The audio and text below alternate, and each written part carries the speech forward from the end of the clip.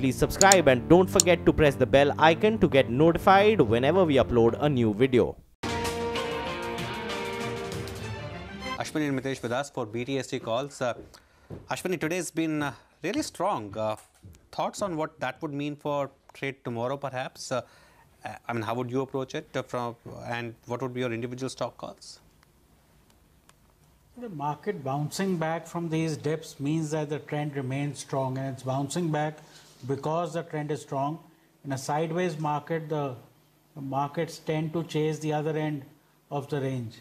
Having said that, you can easily carry long positions on Nifty, Bank Nifty, because I think corporate lenders have still held on to this market, and today's day should be taken as a subsequent day to a trend day, which was Friday. Consolidation today. Tomorrow you should again hope for some upside, and possibly there are some results, etc. also, which may push the market higher. Having said that, Motherson is a buy with a stop of 308, target of 324. Reliance Capital is a buy with a stop of 428, target of 450. And IRB is a buy with a stop of 202, target of 216. Now I think tomorrow you have PNB. So if you take a few of these smaller PSU banks and PNB does okay, then Union, BOI and all the rest, they are likely to jump fairly hard. So that is where the tomorrow's trade could be. Okay, a big move actually happening in Motherson Sumi. Just pull out the chart intraday. That's of course one of Ashwani's calls. 313 is what you have. 315 is what you have on that stock. 2.5% higher is what you have. Big move also, by the way, on Atul Auto. Now that stock is up 10%. Mid-cap market is so excited. Look at VIP Clothing, for instance, just surging away that stock. JK Paper is 5% up. Lots and lots of names. Mirza International. So mid-cap, small-cap. Liberty Shoes as well. By the way, Liberty Shoes is now 13% higher. There's so much of flair in the mid-cap and small-cap market today. Quite an interesting session it's turning out to be. Anyway, let's get some more trading ideas in. Mitesh, what are you going to go with now, last half hour? Yeah. I have two buy calls or BTST calls. The first one is BTST on IDFC. Keep the stop below 50, look for targets of 52. And Indian Bank as well is a BTST. Keep the stop at 370 for targets from 380. Okay, so a lot of PSU banks actually is what you've heard today. Just pull out intraday chart of an SRF. That is, I mean, that stock is interesting because remember last quarter there was a bit of a disaster of number, and you had seen that massive derating on the stock. This time perhaps the market's going slightly excited, so 1790 is what you have on SRF. But it's Monday and it's time for Midcap Mania with Nigel D'Souza. Nigel. Well, the stock that we're going to talk about is Prism Johnson. Remember, it used to be known as Prism Cement in the past. It has a market capitalization of around 5,400 crores approximately. And if you put it together with the EV, then in fact, the total EV of the company is roughly around 7,200 crores odd. Well, that's the stock for you. But, if you pull up the last few years, from 2015 itself, if you take a look at it, well, the stock is virtually unmoved, actually. It was at around the 110 rupees odd. It's still at 110 rupees odd. Earlier in January, everyone thought it's going to make that move, 160 rupees. It's back at around 110 rupees in this entire mid-cap carnage that we have seen. But let's move on then, and let's get some of these plates quickly up for you on the screen. That's basically what it does. Prism Cement, it has a tiles division as well as a ready-mix concrete cement division as well. And those are the brands, some of them really are the value-added products that the company has been selling. Well, those are, some of those tiles brands as well that the company has been selling in the recent past. Now, that's the mix really. The cement is bulk of their sales, while you have HR Johnson, that in fact is the tiles business, and also you have the ready-mix concrete. That's the mix for you in terms of revenue. That's of last year. But in terms of EBITDA, obviously more amount of it comes in from the cement business. So that's clearly the driving force going ahead as well. But if you look at what exactly the company has done in the first quarter of this year, it looked very, very good actually. It's one of the best quarters. I was going through nearly around the past 4 years odd. We have never seen numbers like this in the first quarter. So the standalone numbers look very good. The sales were higher. In fact, the operating profit was higher. And the profitability as well looked very, very good. And they've indicated that, in fact, volumes have been higher, both in the cement business, the tiles business, capacity utilization levels as well are higher.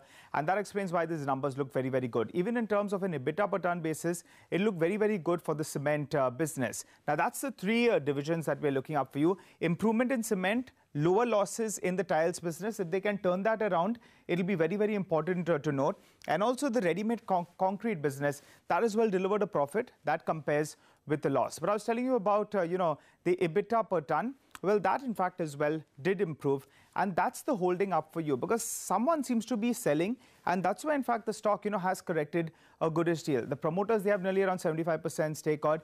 HDFC Trustee, that in fact had nearly around 4.5% odd, while in fact we have noted investor as well, Akash Mansali, who's in there with around 1.5% odd. So looking at the HDFC Trustee holding, that has come down from around 5.5% all the way to around 2.75%, and this disclosure came just last week. So clearly one fund indicating that they want to get out of it, and that's what's putting pressure on the stock. The cement business though, it looked very, very good because they have exposure to Central as well as East. Pricing has been good in both those two places, and demand as well have been very, very good. Not just that, if you take a look at where are they selling, well, bulk of it is trade. Remember, trade prices are higher than non-trade, so that as well works perfectly for them. And also in terms of the value-added products, as a percentage of sales, well, that has been moving higher as well. So that as well gets a green tick. So cement on the whole has been doing well, and that's perfectly reflected in the EBITDA per ton coming in at more than 1,000 rupees odd. Now, most of the street is saying on a sustainable basis, maybe 920 to 950 rupees. That's something you can look at. But otherwise, first quarter, that EBITDA per ton looked very, very good. Even in terms of their standalone debt, that's gradually been coming down by nearly around 350 crores odd. Can they continue that? In the first, quarter itself, they reduced it by roughly around 60 crores odd. So that's telling you the EV as well is coming lower because the market cap is not moving much and the debt as well is coming in lower. The management has said that they're taking on initiatives, they're looking at upping the capacity utilization levels, and they're looking at focusing more on the value-added products as well going ahead. And they're saying maybe the debt will come down even from these levels as well. The key concerns, though, if there's any kind of delay in terms of, for the real estate, the infra business as well. Last year, we saw sand mining hit them. Now, so that's why the first half of this year should look quite good because it's coming on a lower base as well. In the first half of last year, the entire cement sector in Central and East was struggling because of the sand mining issue. So an interesting one out there. Can they do an EBITDA number for this year of, in that vicinity of around 750 crores odd? You give a multiple anything between 9 to around 12 times odd. And then, in fact, the stock could look pretty interesting. So reduction of debt, continuation in terms of the good performance of the cement business. Prism Cement, Prism Johnson is what it's known as now. Back to you. Okay, all right. Thanks, Nigel, very much for that. Just again, a reminder and a disclaimer. This is not a stock recommendation. This is some interesting research that Nigel has put together. By the way, you just saw those flashes on your screen. That's a story that our sister channel Awaz has been bringing to you and breaking ahead. Now, it seems that the recommendations made by the Textile Ministry are moving forward with finance. Which is why maybe that explains the kind of move that you're getting on a lot of these stocks. Some smaller textile names like Sangam India, for instance, moving higher. Wellspun India sitting on a smart 6-7% up move. Arvind is recovering despite numbers that looked weak. We were speaking about VIP clothing. So I guess textiles as a space looks pretty hot today. No, I think, Surabhi, this is one of those where it looks like, it's very credible and it's moving, as you said, and it should not have any objection from the finance ministry as well. And in fact, I think there was a flash that it's perhaps WTO compliant as well. So that way, and I mean, a lot of these stocks were down quite a bit earlier. So that way, and you're seeing buying. Of course, Arvind, Raymond and all these are more of a branded plays now, are no longer textile plays. But pure textile plays have done well, of course, today. Okay, Mayuresh, let's get your thoughts in. Anything on textiles? It's kind of an almost forgotten sector. Anything that you'd recommend?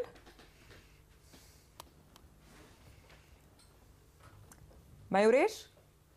Okay, I don't think we have an audio line through with Mayuresh right now.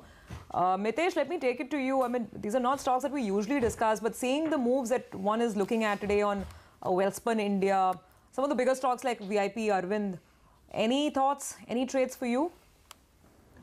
See, in fact, I do like both Arvind as well as Wellspun India. VIP I have not had a look at. Wellspun, I think, is heading towards the earlier highs of 66, and once it crosses that, good chance that we are looking at 70, 90 to about 80 happening over here, which gives you good about 25% kind of an upside. Arvind, while has come off from the day's high, I think after the opening the stock has slightly come off. But once it stabilizes above 435, 436, I think do expect the stock to gain some momentum and head towards 465 kind of levels. Devang Mehta is joining us into the conversation. He heads equity advisory at Centrum Wealth Management. Devang, it's been a good stretch for the market and the rally has been expanding. I want to ask you this. Would you buy a SBI or an Axis Bank at the moment? Good afternoon, Surabhi. Thanks for having me on the show. Yes, I think a couple of things to note in this past 7 to 8 days of the market behavior is that the market breadth is surely getting a little more diversified than what we had seen earlier. Gone are the days where only 10 stocks were sort of leading from the front, and now I think post this quarter numbers on certain PSU banks which looked like a glimmer of hope, and the numbers that were delivered by ICICI Bank and Axis Bank sort of also proves that the stress is not as much as it was sort of a couple of quarters back. I think there is some bit of relief on the NPA front, or at least we can say we are close to the bottom of the maybe the NPA cycle sort of getting corrected. So yes, there are some trades which can be sort of taken because these are all under-owned stocks at this point of time, and maybe there is a catch-up, lot of catch-up to happen here. So yes, selectively, without naming some of those, yeah, there are some trades for a couple of quarters which can be probably done here. Okay, Devang, stay on. We'll come back to you. For now, PNB is a stock that we'll be watching out for, of course, tomorrow. Now, this could be interesting because PNB, of course, there's a set of PSU stocks and there's PNB. 90 now on the stock. But Abhishek will tell us the expectation from the street. And the numbers will be all over the place, Abhishek, right? But what are the key expectations? Well, numbers will be all over the place, as you mentioned, Anuj, but three key important numbers to watch will be slippages. Now, slippages in the previous quarter were at 31,000 crore. Analysts on street are working with a number of 4,000 crore. So anything below 4,000 crore will be positive. Above it will be negative. Now, the bank has guided for a recovery of 7,000 crore. So this is from various accounts that they expected a recovery of 7,000 crore. That should aid in your gross NPA improvement if at all slippages are contained.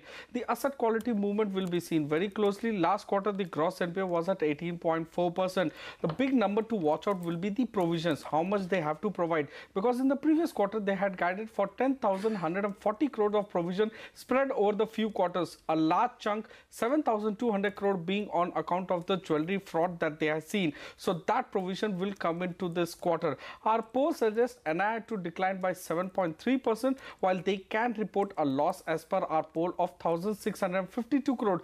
Remember that in last quarter, the loss was upward of 13,400 crores. Back to you. Okay, let's see if PNB can keep the PSU Bank party going for now. That's the most interesting number perhaps to watch out for tomorrow. For the market, things are holding up okay. Some of the big names are on the move. Let's get to Bajaj Finance. 2,700 on that stock. Now it's moving to the highs of the day. 1% up on Bajaj Finance. Look at that. Lots of buying just in the last 10-15 minutes on that one stock. Buyers are crowding around Hindalco as well. It's been a decent day for metal stocks. Metals have not done too bad today. That's okay. And the other interesting one that's catching my eye is Titan. So the company says they will still do 25% growth in the jewelry business. Mark is not very enthused. The morning strength has been sold into on Titan exactly at 900, finding it tough to defend that level. Interesting stock action. So Anuj, from the market standpoint, banks haven't kind of given up much of the gains.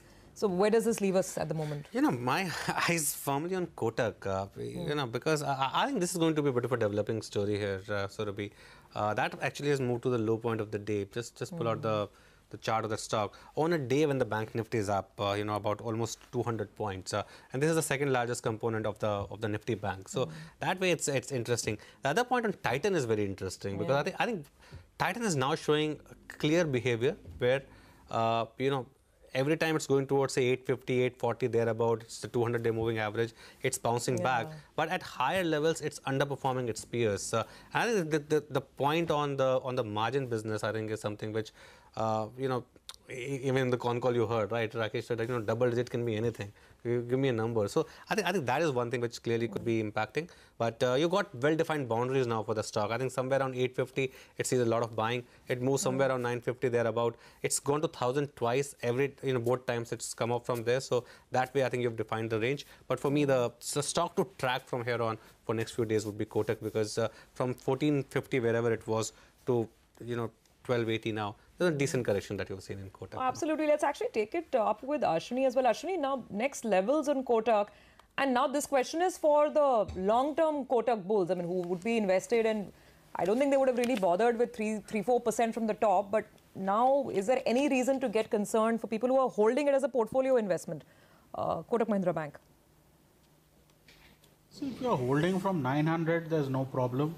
But if you are holding from 1400, you could have more problems, because money is clearly leaving retail banks. IndusInd Bank is down, HDFC Bank is down, RBL Bank is down, Kotak is down.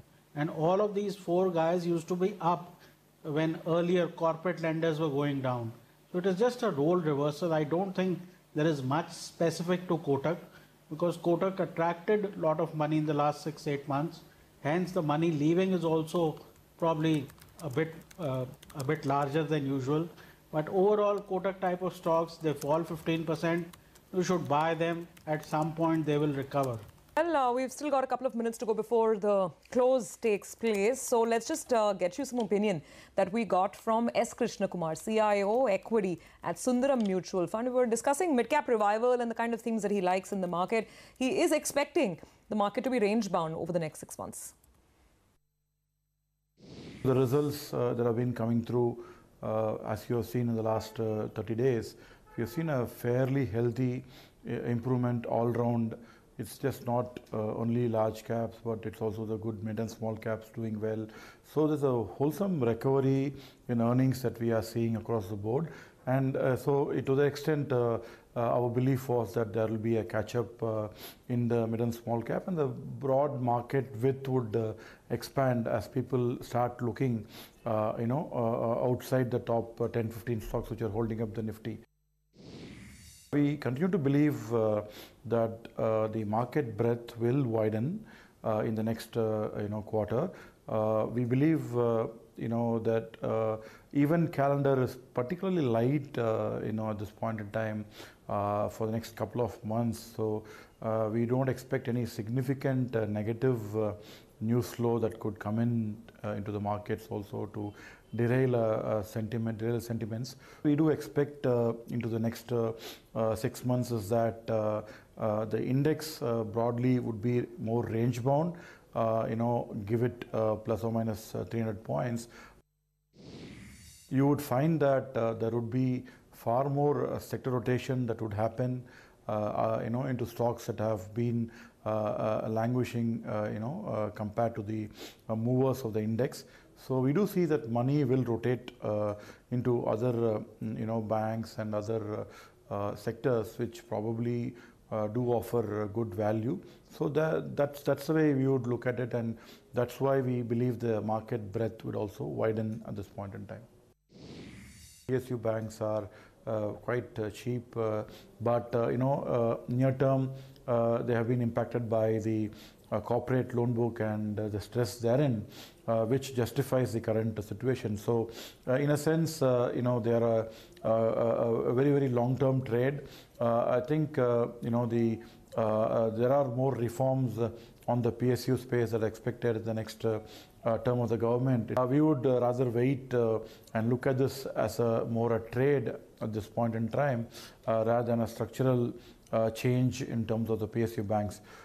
We would rather prefer to play the recovery story through other private sector corporate banks.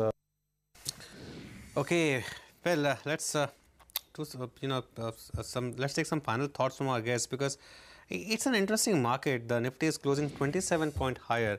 Now, the opening day high and today's high are somewhere close to each other. So 11,400 would be interesting. Ashwani, is this a bit of a resistance, or you think this is just par for course after the continuous gains, perhaps seeing some bit of resistance at that 11,400 mark? See, in a market that is at new highs, there is no resistance. Because if prices haven't traded somewhere, I don't think you can qualify a resistance. Fresh blue skies. Today is a sideways day, and it's not sideways where the market hasn't gained. It gained everything in the first 15 minutes and then went sideways. I would think this trend is likely to continue. Market breadth is fine. A lot of sectors are positive. It's just some shave off the highs, because if you see from Friday's low to today's high, that was a large rally and we haven't given back a lot. So my sense is couple of days of hanging around here, and then we should again see fresh highs. Mitesh, just as we're getting to close, Lever has had a quiet day today. Should dips on Lever be bought? See, I think Lever after the numbers had a big correction, and then after some consolidation at about levels of 1650, we see the stock kind of bounce back. My sense that I think the stock will now be more doing some kind of sideways range. 1650 to about 1750 should be the range, and I think you might want to buy it towards the lower end of the range. So I think you could clearly employ a range trading strategy around Lever. 100-point range seems to be developing for the next few weeks. Okay, fair enough. 2 minutes to go, so let's start closing out the day. Not quite the highest level, Anuj, for the Nifty. It's not a close above 11,400, but even the Bank Nifty, actually, it's off the highest point. How would you sum it up? I think still a good day. Advance decline is still in favor of advances, and the markets moved up a lot. All through July we had good July series.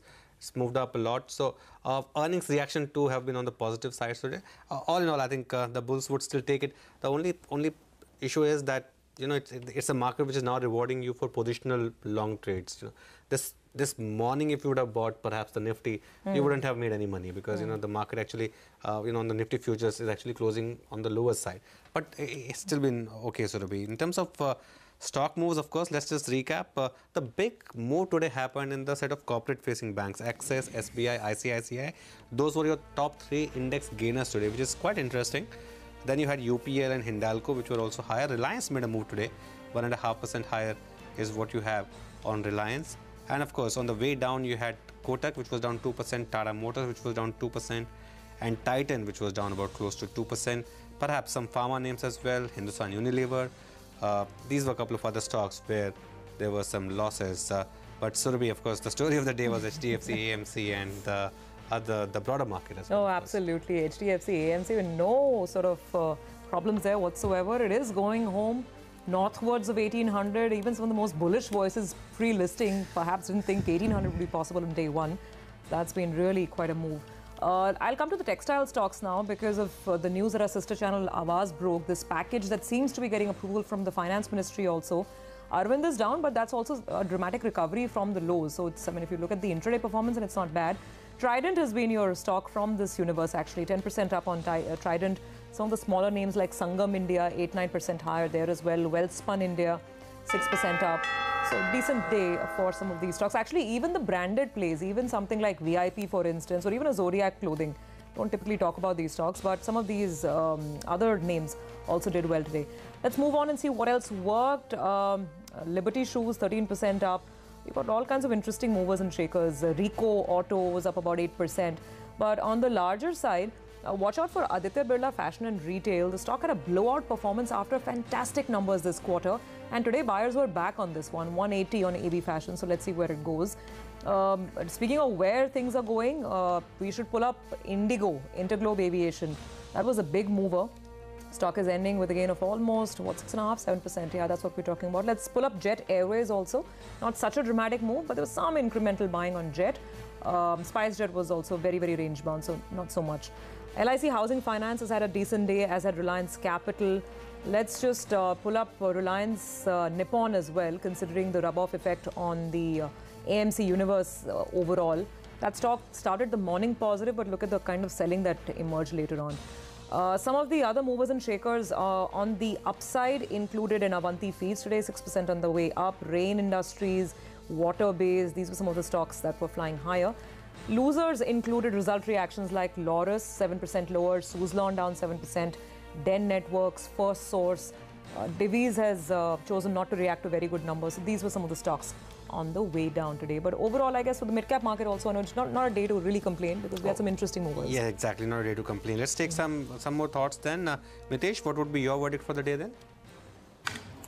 See, I think, Anuj, not something which is very strong. We did expect some kind of dip happening today purely because of the fact that from Friday, in fact from Thursday's lows, we recovered by about 200 points. With demand for premium hatchbacks on the rise and waiting period on select models increasing every day, car makers are finding ways to up the ante for small cars. The CNBC TV18 special analysis shows that car makers are doling out huge discounts on small cars to make up for the flat growth seen in the April to June period. Utkarsh Chaturvedi has more details. Utkarsh, what have you been learning? Well, India has been one of the most attractive market for low-cost and affordable cars. But what cost is actually affordable? That dynamic is changing. And that is why you are seeing the entry-level cars full of discounts. In fact, what we are picking up is that cars which prices around 5 lakh rupees have discounts up to 80,000 rupees. Why is that? Because the sales volumes have been flat. Let's have a look at some of the entry-level cars and what kind of discounts are the companies offering. Let's start with India's Pehli Savari, which Maruti claims as Alto 800. The car's price is 2,51,000. The discounts are 55,000 rupees. Obviously, this is exchange bonus plus cash discount. The same is the story with Wagon R and Celerio. Both the cars are priced around 4 lakh rupees, but the discounts are of 65,000 and 60,000 rupees. Hyundai Eon, again, one of the cheapest car from Hyundai stable, has a discount of somewhere around 50,000 rupees. Grand i10 Quid, if you look at Grand i10, 80,000 discount on a car of 4,74,000. Why is that? Because the sales has been flat. If you look at the sales for Maruti in April to June this year, it has been almost flat. Hyundai, on the other hand, has declined in sales in the entry-level cars. Renault, even though Quid has not given a lot of discount, the sales have gone down, and that is why you're seeing these steep discounts coming in. And on the other hand, you have big waiting periods for mid-level cars like Baleno, Swift, even a Grand i10. I think shortly we should be flashing Ujjivan numbers for you. And Ujjivan had a blowout quarter in Q4. The question is, can they continue that kind of performance or not? Okay, so Ujjivan has come out with a total income growth of 29%. NII is up 61%. That's what I can see off immediately. I think we'll get those flashes up for you in just a bit. So NII growth of 61%. This is something that they've done year on year. These are some of the initial numbers. ROA at 1.8%, ROE at 10.1% is what they have done. Loan book growth of 20% year on year. That's what Ujjivan has done. GNPA is 2.7% in the first quarter. I don't have the, okay, Q4 was 3.6, so gross NPAs have come down. 2.7 is where they stand against 3.6% in Q4. So that's a substantial improvement in asset quality that Ujjivan has done. Looks quite interesting. Deposit base is covering 49% of total advances now. That's what we have. So some of the initial details that are trickling in from the Ujjivan numbers, they look quite okay. By the way, we are getting some details about perhaps what would be the first REIT listing in this country. That's what we are talking about, real estate investment trusts. It's been a long time waiting. Let's get in Manisha Natarajan with more details on this one. Manisha, so it's going to be Blackstone? Absolutely, and I think that's the big news, that we've been talking more about it being a Blackstone Embassy REIT. Yes, Embassy portfolio will be included in it, but the interesting point is that the Blackstone assets will be a majority. And Embassy REITable assets will now be reduced to under 20%. 800 million, not 1 billion, as has been reported, seems to be the size, and the enterprise value that they're looking at is about 35,000 crore. You know, it's interesting, Surabhi, to know that there are lots of these assets which Blackstone has tried earlier to sell to Capital Land and Xander, the Pune assets, the SEZ, which it has been unable to. So it seems that the entire structure of India's first REIT listing is going to change dramatically with Blackstone leading the game. And, you know, it has now a portfolio of over $5 billion of real estate assets in India. So 800 million will be off the block. We've also heard that they've got a lot of interest from banks like Nomura, etc. in their initial conversation, because the India office story is looking quite exciting. Cap rates, though, Surabhi, we have to understand, aren't that exciting right now. There is this interest rate increase thing which is also weighing over the minds of people. But looking at the growth story, rentals are increasing in double digits. Occupiers want more and more grade A office space, so the long-term story looks good. There's still many loose ends to be tied. I think there's paperwork still to be done. There's going to be a lot of work, a lot of Russia work, both a lot at Blackstone and some at Embassy. But definitely, if they miss the 14th August deadline for any reason, if the paperwork is not ready, then, Surabhi, we will not get a REIT listing till next year post-elections. Because remember, Embassy had filed for the application in July last year, so their 1 year period will get over on 30th August. So 14th August, or the date gets missed and it gets pushed out to next year. But in all likelihood, it's a Blackstone-led REIT on 14th August. Okay, 14th of August is going to be the D-Day for India's real estate sector. Thanks, Manisha, so much for that. I'm just going to go back to those Ujjivan numbers in a minute, for just a minute. They've done a profit of 45 crores, so that's not bad at all. They've done 20% loan growth, which is in line. Margins are looking good. Margins expanded very handsomely, 11.6 at the end of the first quarter. Margins were around 10% if I remember correctly, at the end of Q4.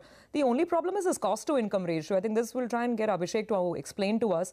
Cost-to-income ratio, from what I see in the press release, has gone up to 72%.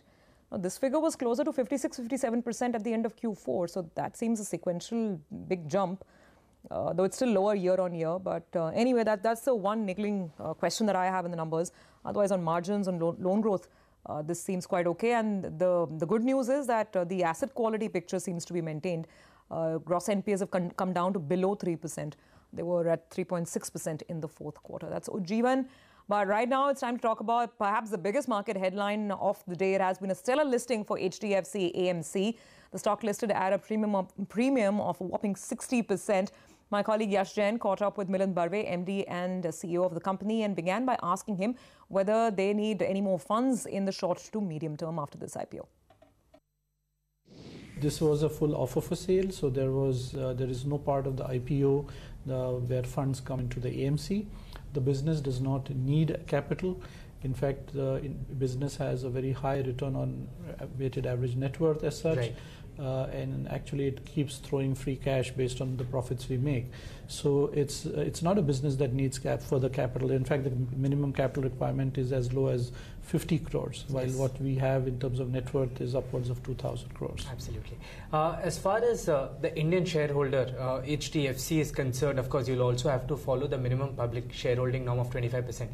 Is there any floor or any point to which HDFC would want to maintain its stake in HDFC Life AMC too? Right. So actually, this company was a 60-40 joint venture between HDFC and Standard Life Investments. Before the IPO, there has been a shareholders agreement by which it was agreed that finally, when we achieve the 25% dilution, which we are required to over 3 years' time, HDFC will own eventually 50 plus 0.01, right, and Standard Life will have 24.99%, and 25% will be with the public.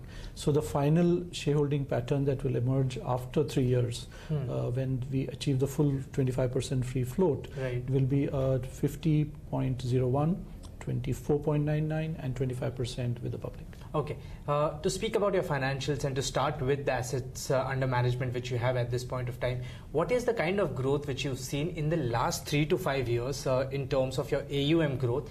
And as we go forward, looking at the growth and the translation of household savings into financial savings, what's the kind of growth which you expect in your AUM going forward in the next 3 to 5 years? So in the past few years, the industry has seen very strong growth, and this has come on the back of retail investors participating in mutual funds in a meaningfully different level. Right. There used to be a time when people like us may have been in this industry for many years now, and if we collected 15 or 17, 18,000 crores in a year, we used to think this was a reasonably good year. Right. And now we collect 11, 12, 14,000 crores per month.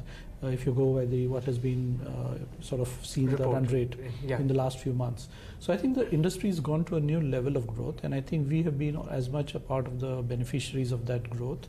We have the largest, we're the second largest in total assets under management, but more importantly, we are the largest in equity assets under management. Exactly. And that's really been the strength of this company. Apart from the fact that we are very focused on retail business, more than 62% of our total AUM comes from retail assets. And if you go by some of the data which is available to us, we are amongst the largest retail manager of assets in India.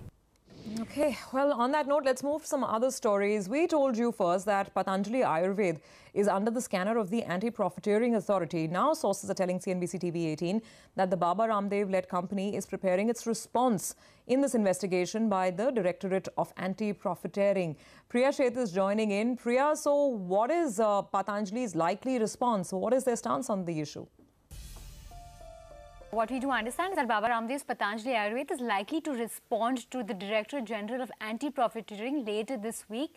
In fact, we had told you earlier that the authority had launched an investigation which was basically based on a complaint that Patanjali had profited from the sale of certain products post the rate cut in November 2017. In fact, what we do understand from our sources is that Patanjali is likely to say in its response that it hadn't raised prices in the months leading up to GST and therefore had been operating at a lower margin unlike several of its peers. But now with prices being significantly lower as compared with the rest of the industry and margins averaging out post the November rate cut, the company sees no room to cut prices further is what we do understand. Of course, this is Patanjali's claim and this is what they will perhaps write to the government in their response, but they are open to showing the balance sheet and audit reports as well to the authorities. Of course, the DG Anti-Profiteering will go ahead and take about 3 to 6 months before they submit their final investigation report to the National Anti-Profiteering Authority. In fact, we did write to Patanjali on the same,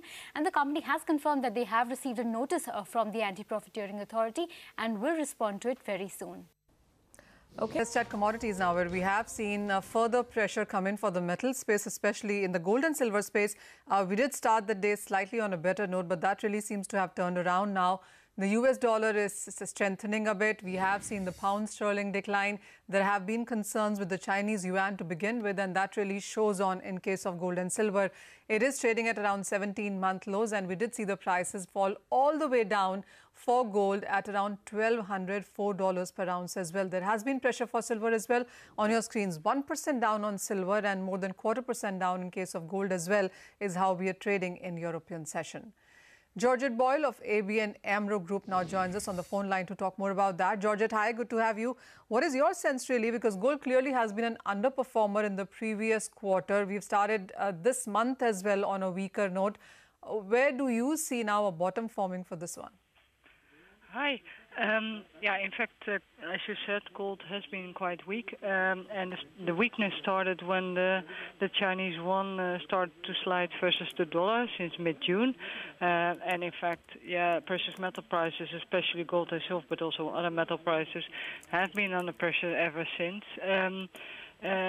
We don't expect a further sharp sell-off in the Chinese yuan, so I think these levels in gold, but also in silver and platinum, should start to become a bit of bottoming out. But one important thing is that the thing to watch is as well what the dollar is doing, the overall dollar move. In general, if dollar moves up, precious metal prices are doing bad. We think, however, that currently the gold prices are much more sensitive to what's happening in dollar China than what's happening in euro dollar. So, if euro dollar were to move down below 115, which we expect, but dollar China were to stabilize a bit around the current levels, we think that the downside is limited for gold prices and silver prices. So we see a bottoming out between 1,200 and the current levels in gold, silver between 1520 and the current levels. So I think we are pretty close to the bottoms. Sorry, come again on the gold prices. Do you expect the prices to break below 1,200? I think it could test maybe very short-term break below, but I think we should not see much lower levels on gold prices. Georgette, if you look at the international reports, most people believe that the gold prices will end the year in a positive. We still have reports from major global banks reiterating that 1,300, even 1,400 on the higher side by end of 2019 is not ruled out. What is your own sense? We also expect higher gold prices by the end of next year. We were expecting a move down in the remainder of this year, so the move by itself is not a surprise to us. But the thing is as well, it should start bottoming out around these levels, and we also have 1,400 for the end of next year, and that's mainly based on the fact that we think that the dollar will weaken again towards the end of this year and the entire next year, based on the fact that we expect the peaking of the treasury yields in the U.S. as well as the peaking of growth, and that the focus will turn back to the U.S., weakening the dollar in the end. So, yeah, we do think that gold should start to recover towards the end of this year and bottoming out around current levels. Georgette, one more question. What is your sense really on the buying in case of gold? Because all the latest reports that seem to be really suggesting that whether it is jewelry buying, investment buying, ETF buying globally, all of that is something where gold really hasn't found much favor. Even the hedge funds data shows that the short positions for the metal actually have been increasing. True, but they also, if you look at the short positions, they have been as high as they ever could be, and the net positions in gold are the closest level since 2016. So I think there has been an increase in shorts and a sharp reduction in longs, and in silver and platinum you see the same. Even that's a bit more extreme over there. I don't think there's so much room anymore to shorten gold and to clear the long. So that's also in favor of the theory of probably bottoming out around current levels. The point is well taken, Georgia. Thank you so much for joining us and talking to us. So that's the view coming in from ABN AMRO. They expect the prices near bottom and advocate a buying in precious metals. $1,400 per ounce by next year end is what they are watching out in sense of prices. Kishore Narne of Motilal Oswal as well now joins us to talk more about that. Kishore, hi, good to have you. What is your own sense for gold prices? Manisha, I think, definitely longer term still looks good, but I think short term volatility and more or less it's been stuck into the range for the domestic investors, especially wherever dollar is getting strengthened. So on the other course, we are seeing the rupee weakness. So again, right now rupee is looking much weaker than what it has been 5-10 days back. So I think for short term domestic traders, maybe a day or two, we are still asking them to buy gold. October close to around 29,650 levels to be precise. 29,520 as a stop loss for the day. Probably targets close to around 29,850, 900. It's not a big trade. It's a very small range which right now is going to, and the domestic investors will be protected or having a buffer of rupee weakness as well. Kishore, how are you looking at the overall base metal space? Because that has been choppy yet again. What with the US-China trade war rhetoric back? Yeah, see, metals are one of the most, the worst hit as far as if we get into the trade war details. But short term, I think we have some support coming from the mining strike in copper. So probably, I think that's the best bet right now when one can go and buy copper at around 414. Stop losses could be close to around 411. Short-term targets 419, 421 could be possible. How are you also looking at the crude oil prices? Because we've seen a good amount of volatility there. Out of 5 weeks, 4 weeks have been of decline. But we've started this week on a positive note. The Iran sanctions clearly are back, and we haven't seen much of supplies from many of the producers. Would you advise buying right now? Would you say that the correction perhaps has been done now? No, I don't think so. And the correction is might be further due. But I think short term, or whether maybe not even short term, maybe intraday pullbacks could be possible. So it's a very tight range even for crude. So anything close to 4,700 with a very small stop loss of 50 rupees, probably 4650 as a stop loss one can buy. Again, the targets are not very big, 4780, 4800 could be on the cards.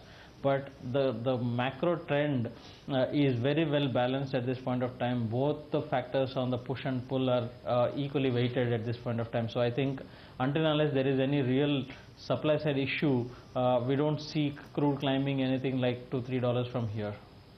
All right, Kishore, we'll let you go at that. Thank you so much for joining us. 2% up on the Indian crude oil prices, and there's a buy call coming in from Kishore for the day today.